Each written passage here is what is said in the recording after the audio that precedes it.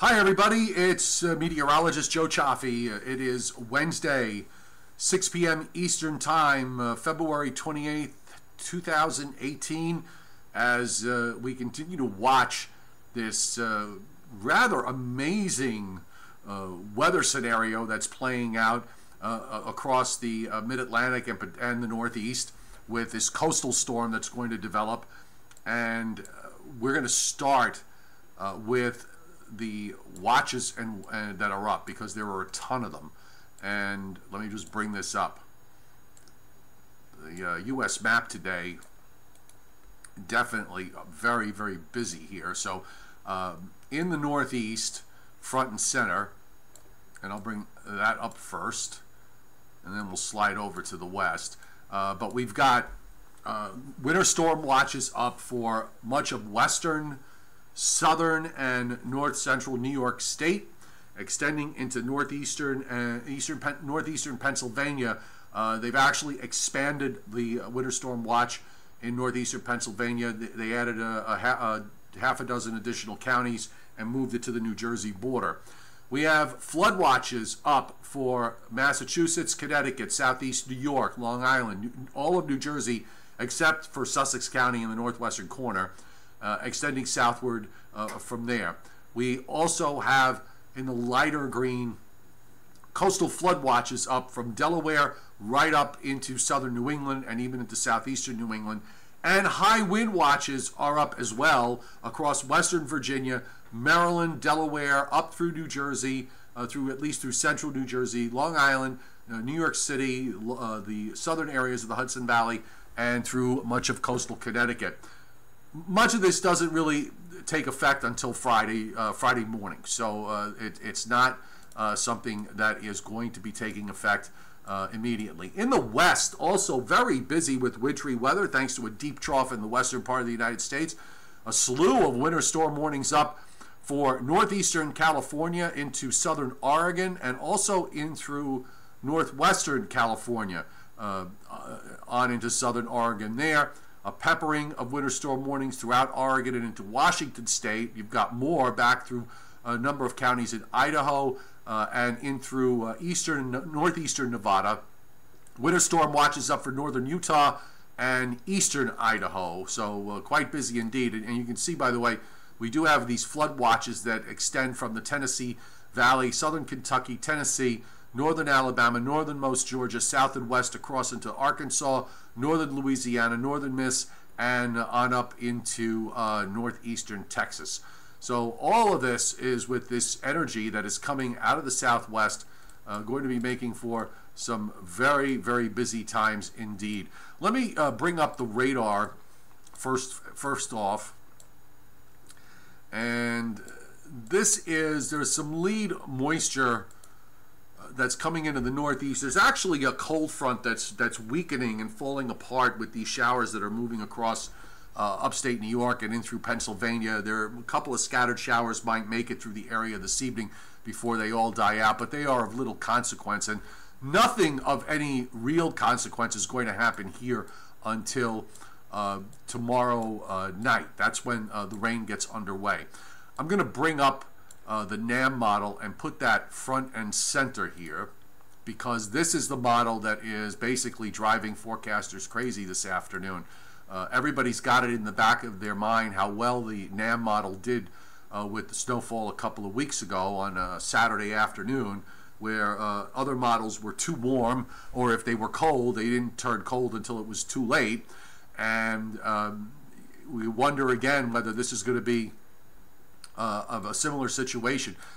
You know, one of the forecast frustrations in all of this is the fact that we have something that basically, even though we understand how it can happen, there are probably more subtleties than usual here that are going to play into the forecast that are really important.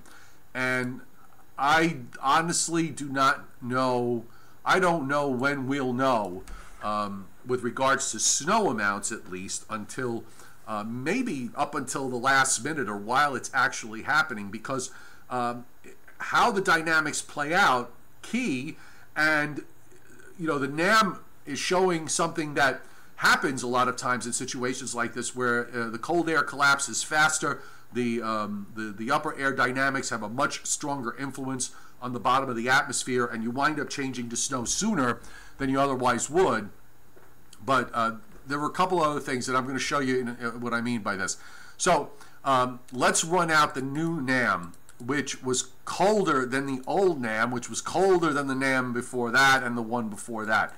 So here's the low that moves, kind of jumps around with the low center. The map puts the low center in eastern Tennessee, but it could very well be anywhere in this stretch from eastern Tennessee to southern Ohio, which is where it has it Thursday afternoon. You can see the rain that's breaking out across Virginia. This is supposed to be the radar presentation that the NAM sees. And then as we move into Thursday night, rain comes in. Now that primary low moves across southern Ohio and into northeastern West Virginia, or maybe into southwestern PA. The NAM model late this afternoon is a little bit further to the south, by not much, but it's enough to make a huge difference in the outcome that we're looking at. And of course, the other key to this is that huge blocking high that's building now into northeastern Canada as it presses southward and forces this system to redevelop off the looks like the Delaware coast or the southern New Jersey coast. One of the things that is really key here, and now we're going to go into Friday morning. Wind is revving up later Thursday night into Friday morning. The model by 10 o'clock in the morning has it snowing almost everywhere, including Long Island and coastal Connecticut, which was astounding to me. And it also, with the darker blue, you would assume that that means heavier snows. Elevation is going to be key here. I really believe that elevated areas in northern New Jersey and in the Hudson Valley, especially west of the Hudson, could do quite well here. But I want to be careful because, it might also extend a bit further east than that and go into western Connecticut and on up into western Massachusetts. There's going to be a battle of warm air sweeping in from the east from off the ocean and then coming around over the top. You don't have a lot of cold air available here. Even with that blocking high in eastern Canada, the cold air is rather minimal, but it's enough. Now, one of the big differences between this run and the run before it, and I'll go to the morning. This is 7 a.m. on Friday. I want you to look at the surface map here when I put it up. Now, notice that the tilt of this system on the earlier one was northwest southeast. Okay, so that effectively brings in that warmer fetch further west. It would take longer for that colder air, eventually does work in, but it would take longer for it to get there. Now, if we look at the current run, okay, the low is actually a bit more wrapped up the western part of the structure of the isobars, rather than have the sort of stretched out system where you've got a low to a center sitting south of Long Island and another one trying to develop out to the east, where the warm front, cold front, and the occluded front meet, which is what we call the point of occlusion.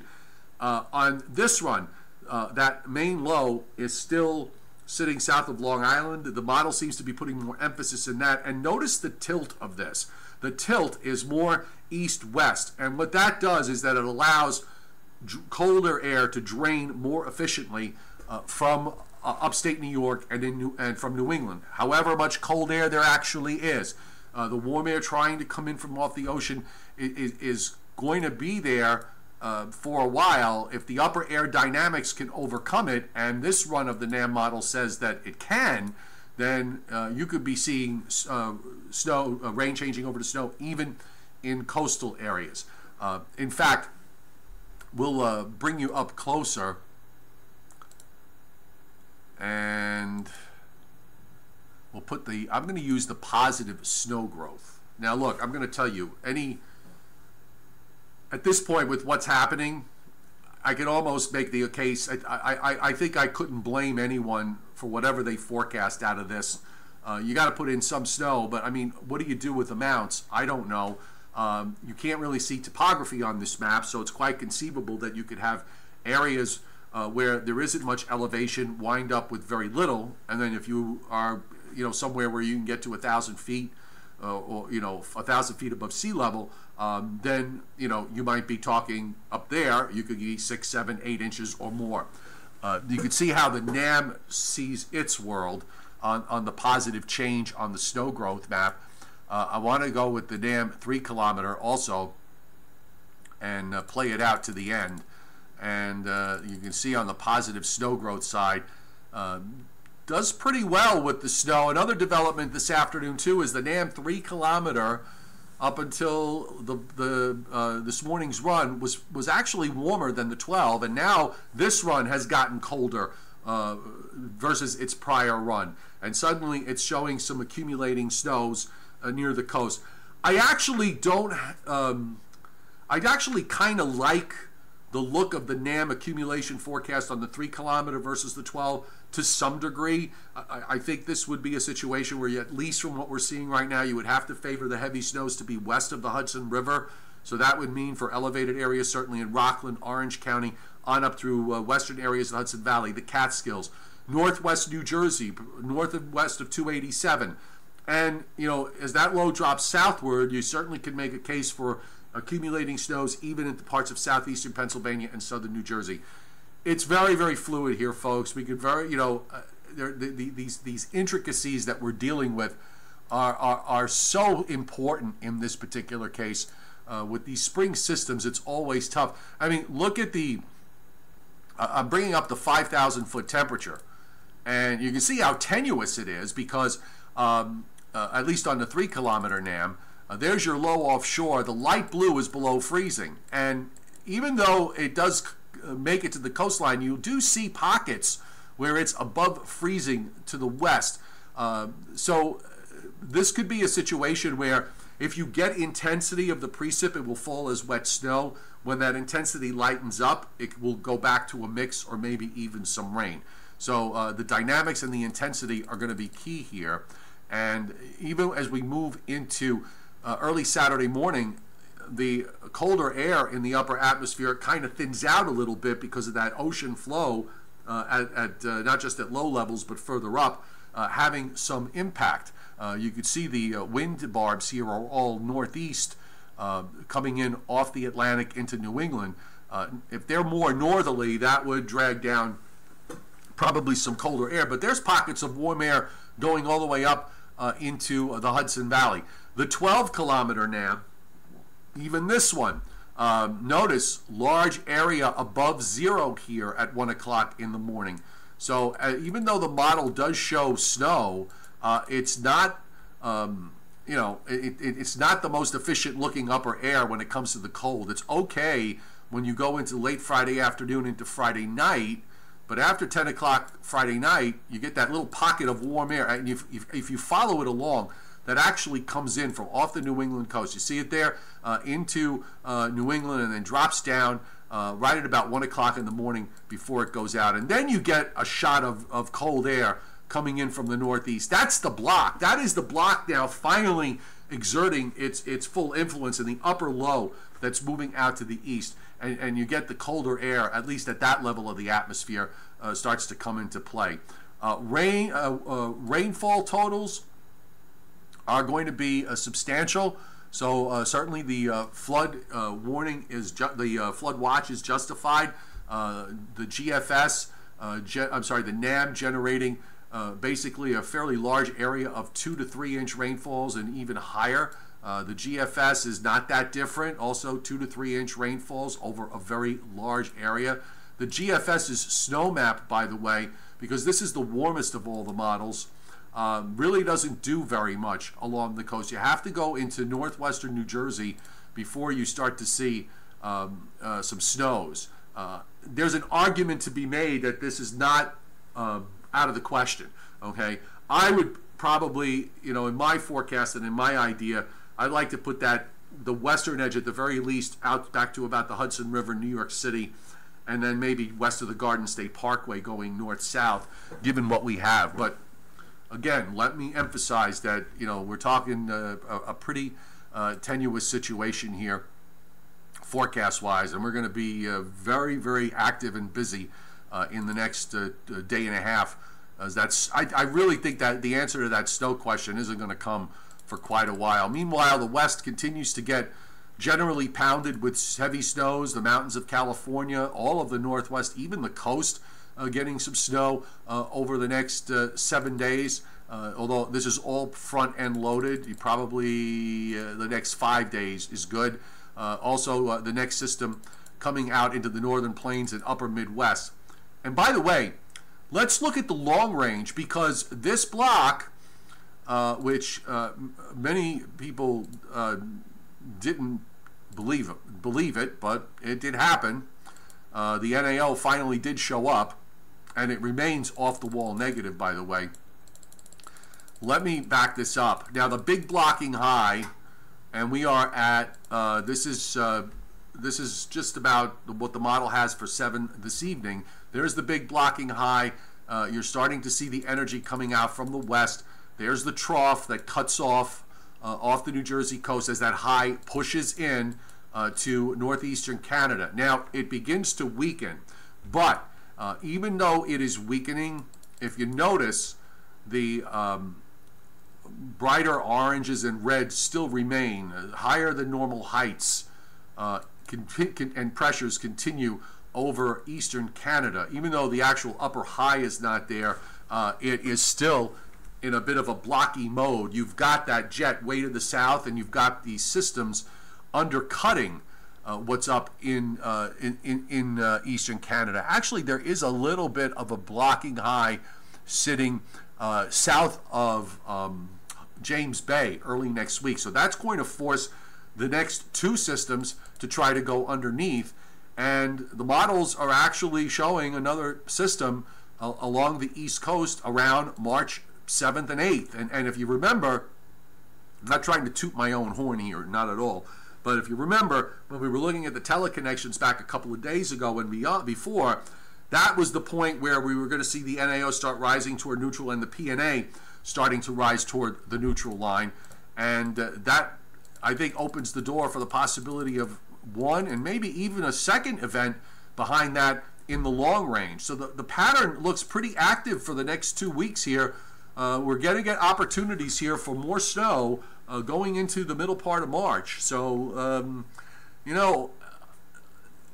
as far as sustained cold is concerned, maybe that part of the equation is over with, but given the time of year. But on the whole, I think that if you're a snow lover, you want it to be cold when it's time for the precip.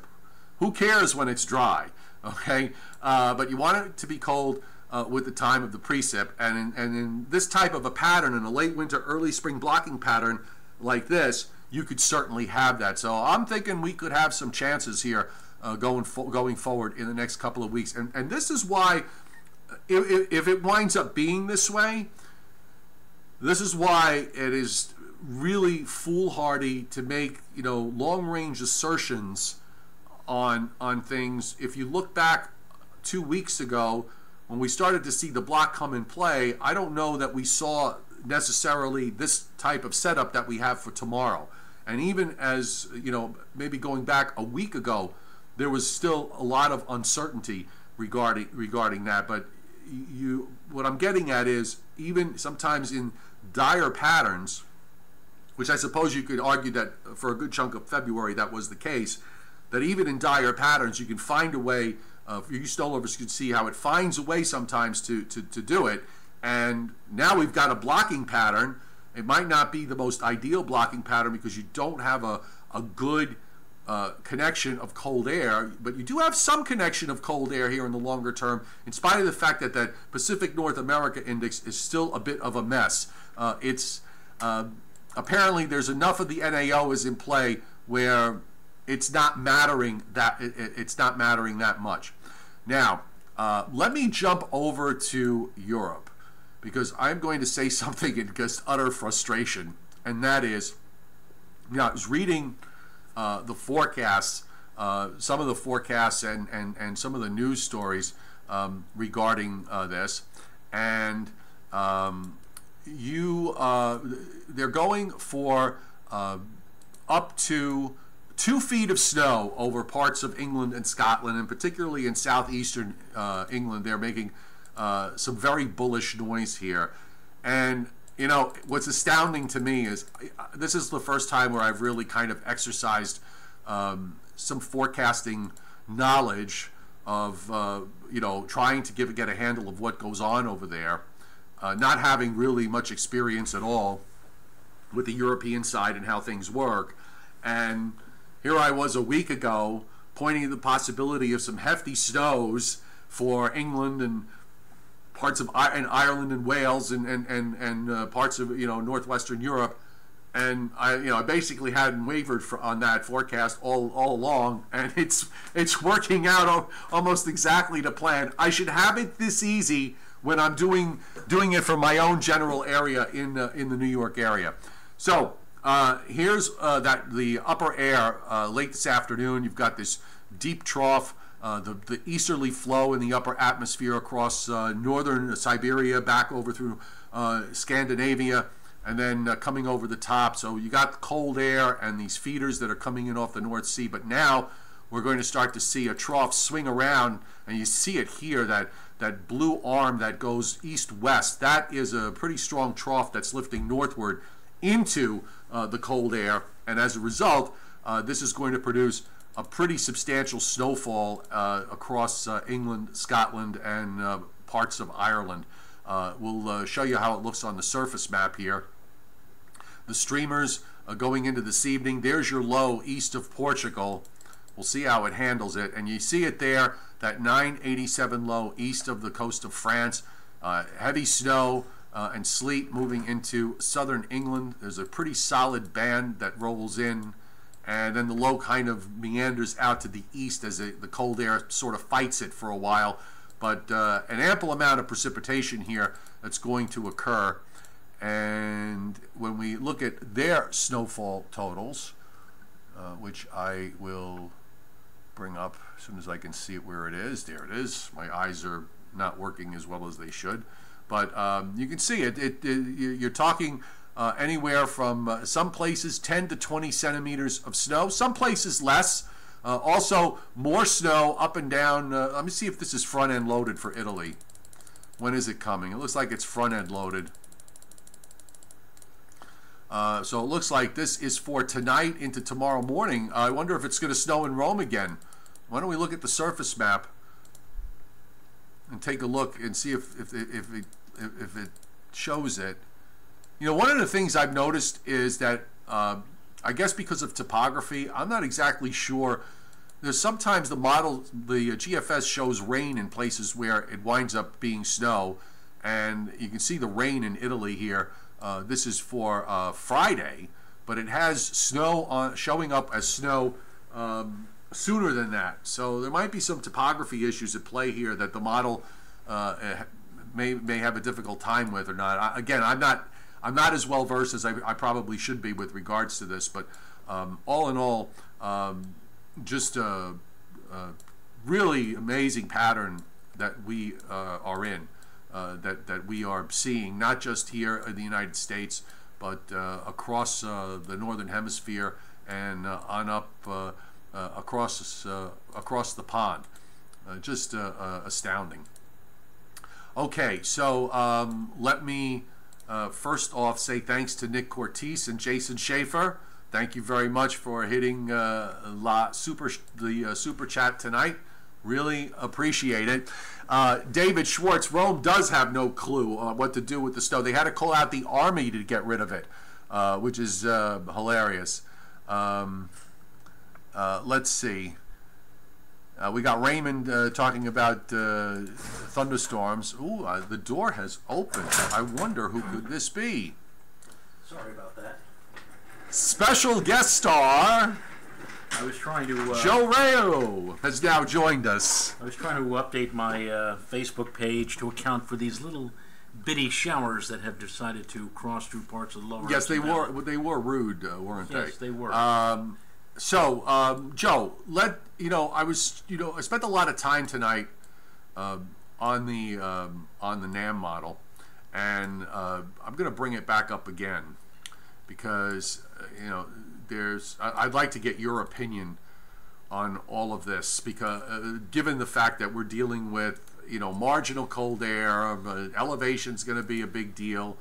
By the way, before you get to that, I want to bring up a point of frustration, and that is, here I was a week ago talking about the weather in Europe and in England, that it was going to look like it might snow in Rome, that England was going to, parts of England could wind up with maybe 1 to 2 feet over the course of this week, and same for parts of Ireland. And that forecast a week in advance turns out to be almost dead on. Right. Purely not in a way it's kind of by accident. I'm learning here on the fly. Right. Could we ever once have it that easy here? That is my dream. But you see that you're as you just mentioned, you're not really fully acquainted with the weather in Europe. No. The weather patterns or whatever. And when you learn too much, and when other things start to go into your cranium or whatever, you say, well, maybe this will happen, maybe that'll happen, and then you start getting into that area of frustration. Well, and it's also the fact that one of the best things that ever happened to me career-wise was when I spent my first 5 years outside of this area. Right. Because I was able to really develop an unbiased view. Mm-hmm. My bias is, I'm a snow lover, you're a snow lover, although, as we get older, we're less so. But we're both snow lovers, and we find all of this very exciting and challenging to forecast in a good way. But being outside of this area really taught me a good lesson in how to really look at models with a clear head.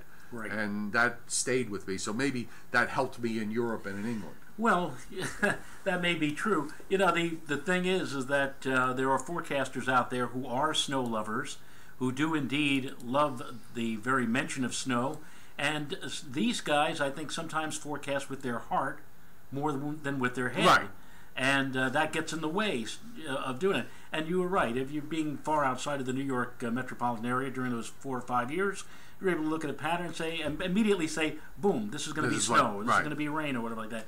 Now that you live here, and now also that you have the additional problem of, not a problem really, but you're forecasting for a viewing audience, both on television and also sometimes on radio and Facebook or whatever, and you're trying to get it as right as possible, right? And then things get in the way. You start, second guessing yourself, right? Which we're gonna, one of the things I said tonight was that we're probably not going to know really in terms of specifics as far as snow is concerned until almost when it's actually happening. Right. The dynamics are there. We kind of understand it. We just don't know how it's going to play out. Is it going to play out in a way where cold air and snow become more important? Now, I want, maybe if you could explain. So here we have this primary low that's moving into the Ohio Valley. First of all, I don't want to mean to interrupt you, but this is the 18Z, correct, North American model, yes, the NAM model as we lovingly call it. And as I've said many, many times, I don't really put too much reliance on the so-called intermediate models. The primary runs, which are 0Z, 7 o'clock in the evening, or 12Z, 7 o'clock in the morning, those are the runs that I look at and look at it very intently. The intermediate runs, over the years, I've noticed that they change. you gain one specific idea using the primary run, then 6 hours later you look at a new set of information. I'm not exactly sure. It's more like an ensemble I didn't see or whatever. Sometimes in these big storm situations, they'll send in do soundings for the 18Z. I don't know that they did that today. One of the reasons why first of all, I look at it because I look at it. You look at it. Well, okay. It's out there. It's out there, so you look at it. Look at it, yeah. I agree with you to a certain extent. I get what I look for in there is to see if a trend that the model has set in its prior runs continues. Right. And that seems to be the case this afternoon. It also points out to me why I can see why the NAM late this afternoon did what it did, being more aggressive with snow versus the prior run. And I pointed out earlier, I'll show it to you here, the surface low sitting southeast of the New Jersey coast. This is by Friday morning, and the difference is that the orientation of this low is more east-west, where you've got more of a northerly wind coming down from New England and upstate New York to drain cold air more efficiently. If we go back to the 12Z run, the tilt was more northeast, southeast, northwest, which sweeps more of the warm air in further west. It takes longer for the cold air to drain down. So at least you know, by looking at the two different runs, we don't know which one is going to be right. Maybe neither will be right. Maybe it'll be a compromise between the two. But at least we for me, when I look at it, I know now what to look for going forward. But I want to go back. Let's go back to this with the 18Z front and center. If you could just explain. So here's this low, right? Here's that primary low. It's moving right along, and most of the time you're going to take that low and it's going to maintain identity and move on up. And in this case, would probably keep moving up to western New York and into the St. Lawrence Valley. Why doesn't that happen this time around? This particular scenario is such that we have a big blocking high pressure cell that is actually centered up near Greenland, but it is so large, it's one of the biggest blocks we have seen at this particular time of the year, or any time of the year, and so that storm just simply cannot go on the normal trek that you would think up through western New York, up through northern New England, and into eastern Canada. So instead it's being forced to go on a more westerly to easterly course and literally reach the mid-Atlantic coast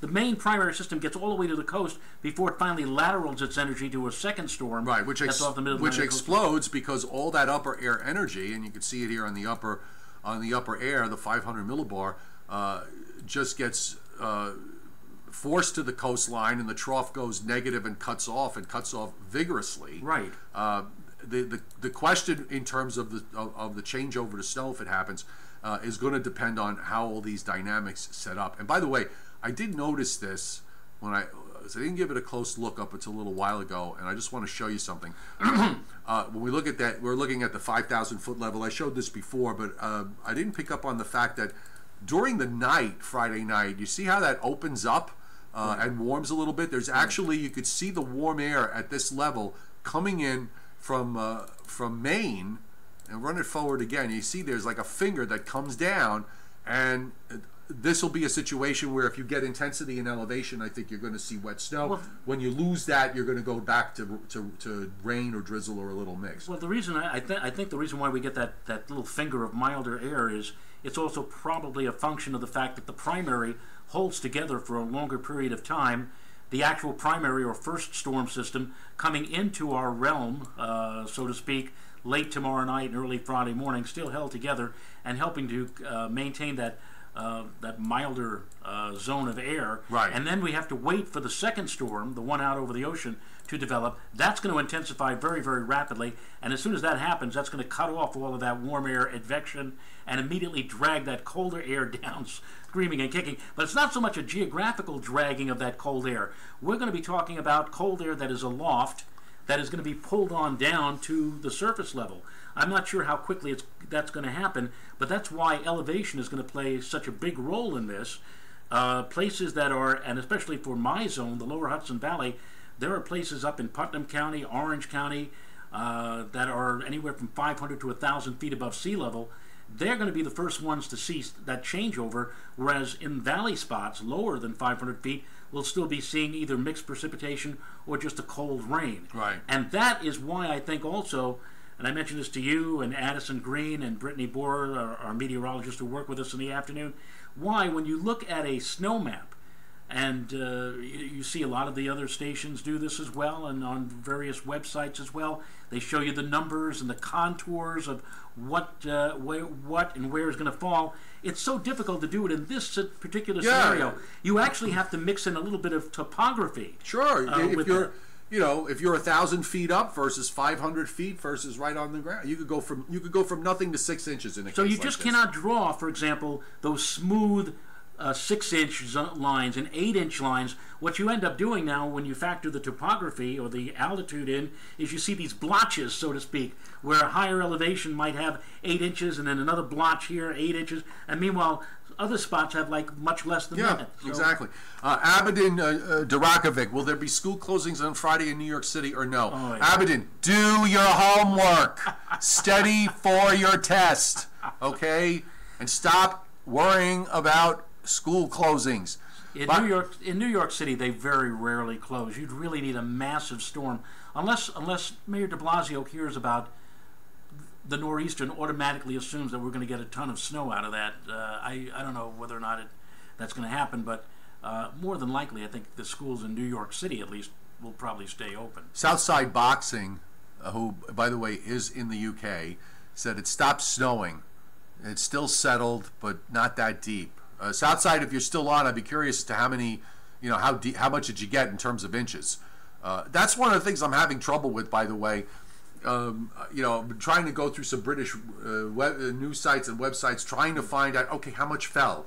Can somebody give me like accumulations? They're nowhere to be found. They show you these beautiful pictures, and I'm looking at dogs and videos running in, and it looks like there's about 3 or 4 inches in some places. There's a coating in others. In some places, a bit more. I'd like to get some specific numbers, so I have that in my head to work with. They're not like our National Weather Service when they come out with these public information statements every few hours, and they actually ask people to go outside, measure the snow, indicate where they happen to be, and then they make this list of county by county. Right. They're saying, by the way, for the system that I described coming up from Europe, coming up from east of Portugal for Thursday night and into Friday. With what they're forecasting up to 2 feet in some parts of England and Scotland and Wales, and that this would be they use color for their warning, so they're at the highest level, which is red. Right. So we're talking about 60 centimeters. Well, they're talking about. What do they use? Are they like us in the sense that they translated it? They're up to 50. They're going for up to 50 centimeters. What I'm saying are they like us sometimes when we have an exceptionally large amount of snow? We don't refer to it as in terms of inches. We might just say 1 to 2 feet. Right. Instead of using 12 to 24 inches. Did they use something other than centimeters? From what I saw on on the news stories, they were all dealing in centimeters, okay. and the maps they use deal in centimeters. Tony M. thinking that the precip type could be intensity driven on late Friday and Friday night. Absolutely, that's correct. And he's been following you since WPAT. Just so you know. It's nice to know. That's a long time ago. David Schwartz, don't rule out no snow in New York City. Don't rule it out. Right now, I wouldn't rule out anything. I would not be surprised if it snowed on Long Island or New York City. That snowing is one thing. Getting it to stick will be a completely different story. And again, this might be one of those scenarios, even in the lower Hudson Valley, where you could find a lot of the roadways more wet than white. However, you could also find on grassy surfaces or on the tops of cars 3, 4, 5 inches. Again, everything is going to be dependent upon temperature and also on elevation.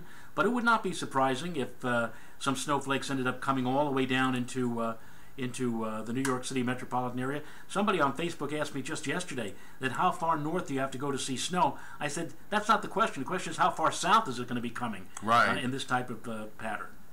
I'm just really quick. I'm trying to see where we are in terms of temperatures for the month so far. Oh, and happy end of winter. This is last day of meteorological winter. Yeah. I'm just trying to see. I guess it's not on this. Which meant absolutely nothing, by the way, in 1888. Well, that's true.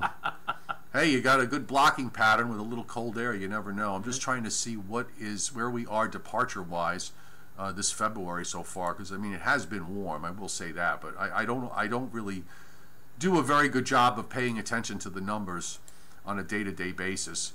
But let me I'll do some quick adding. So we've got +2. See, that's one thing that we don't -7. have. We don't have this anymore in the newspapers, even the daily news. Yeah, we don't do the almanac. They used to have, well, I mean, they used to tell you on a day-by-day basis. You could look at it and say average 2.6 degrees above normal or below normal. They don't do that anymore. No. Right, so -2 I'm sorry, 2 -7 -3 -4 -6 -2 -7 -6 +5 +25 +37 +34 +43 62 74 72 75 82 103. Hold that number, 103. 103. The day we had 78, 31, so 134. 134 +12 is 146. 148, 160, 165, 176, 186. So 186 divided by 28. 27. What did I say? 186? Right. Divided by 27 puts us 6.8 degrees above normal. I don't think that would put us in the warmest February. I don't know that it may put us near the top 10, but I don't know the numbers offhand, but I think the warmest February was probably around 9 or 10 degrees above average. So we're just under 7. That's amazing. And actually, we'll probably be at 7 after today. So I don't know if this was the warmest February on record. I mean, I'm looking at New York City specifically. But think about what we went through during late December and early January, and a lot of people would be stunned if you were to tell them that February was going to be so very warm. But here we are with a very warm February. Yeah, and you know, when you do the math, if you go December, January, February is the 3 coldest months, with February now being as warm as it is, and January and December kind of offset each other to a large degree. The winter as a whole is going to average probably a degree or 2 above average all the way across. And a lot of people will disagree with you on that because that late December, early January situation was brutal. It's so brutal that's going to remain in everybody's mind. And of course, then they also think about the snowstorm we had on January 4th. Snowfalls, for the most part, are above average. If there's anybody out there who's a snow lover, if you complain, I mean, if you're in our neck of the woods, you really have nothing to complain about. These are winters like this. When we were young, we would have the same temperature profile, and we would get maybe 5 inches or 10 inches of snow for the whole winter. Right. Many areas around here have gotten anywhere between 25 and 40. That is above average, and you know what? They're going to probably get more as we go into Friday night. Used to be back in the old days. I remember when we used to call for an above normal winter. We said the temperatures were going to be averaging well above normal. We'd say, well, we're not going to get all that much snow. And in recent years, it's crazy. We go well above normal, and we still end up with the normal complement, if not more snow than we normally would get. Yes. Case in point, last year, record temperatures on February the 8th, and the very next day we end up with a blizzard. I mean, I know, it's amazing. It's the new Reaver 501 would like to know, would like you to chime in with when the next eclipse will be visible in the New York area. The next total, we're going to have a total eclipse of the moon next January. It's going to be high in the sky. It'll be like around midnight or 1 o'clock in the morning. It'll be I think January 20th. The next total eclipse of the sun in the New York area. Take your vitamins, do a lot of exercise. The next one will be on Tuesday morning, right after sunrise, May 1st, 2079. And I think my kids will probably be well into their 80s or close to 90 by that time. Yes. So it's you're not going to be here. I'm not going to be here. But if anybody out there I'm booked. Rather young, we'll be taking dirt baths in 2079. Exactly. The next one over the United States will be in 2024. That's less than 7 years from now, actually, April of 2024. So that'll be when we'll get all excited. Always smiling. I just messaged her back because she is from. I'm forgetting if I think she's in the UK or I think she's in England, but I'm not 100% sure. She might be in Ireland, but she says that she woke up this morning they battered with snow overnight, and again today she woke up to 15 centimeters of snow on the ground, so that's about 6 or 7 inches. 6-7 inches, and we have that. They have that red weather warning for the whole country the whole country's been brought to an absolute standstill. Wow. Just amazing. Well, hopefully it'll be all gone by St. Patrick's Day. She is. This is. I'm sorry. Always smiling. Always smiling is a guy. Right. And apologize. Meth West, Meth Dublin. So he's Ireland. He's in Ireland. Right. So they had up to 15 centimeters. Okay. Where he is. That is amazing. Okay, Dapper Manatee 64 wants to know snowfall amounts for the next system in southern Ontario. Okay, I'll do that, and then I'm going to have to say good night because we're running out of time. But I'll do that for you. In southern Ontario, Toronto, by the way, is a very beautiful city. I'd like to get back there. I was there during my honeymoon, but that goes back to 1984. Ah. And I used to do the weather in Toronto for several years on radio station CKEY. Actually, I did CKEY and CKOY in Ottawa. The CKEY was on number 1 Yonge Street, probably the most famous street in Ontario. Yonge. If you're not into that, you'd look at it and you say Yonga, but it's Yonge Street. It doesn't, by the way, look to me. Well, that doesn't go far enough west, but at least from the view that I had here for southeast for that part of Ontario province, it doesn't look like a whole lot of snow. No. It's more toward Quebec and on up north and east of there. So you're not going to get very much out of this. You're too far north. So for a change, there people are too far north. And did I lose us? No, there we go. So look, let's we're gonna call it quits at this point. Thanks for jumping in with me.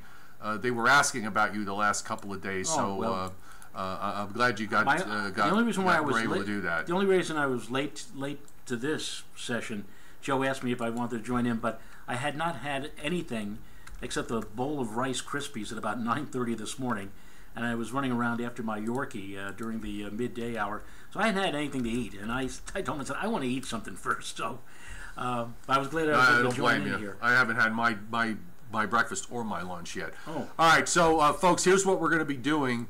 Tonight, a little bit different. We will have the Joe and Joe show on Facebook, but we're going to be on Joe Rayo's weather page. So you want to go to Joe Rayo Weather, okay? Right. There's Joe Rayo, and then there's Joe Rayo Weather. So you want to go to Joe Rayo Weather, like the page, and we'll be there tonight at 9:15.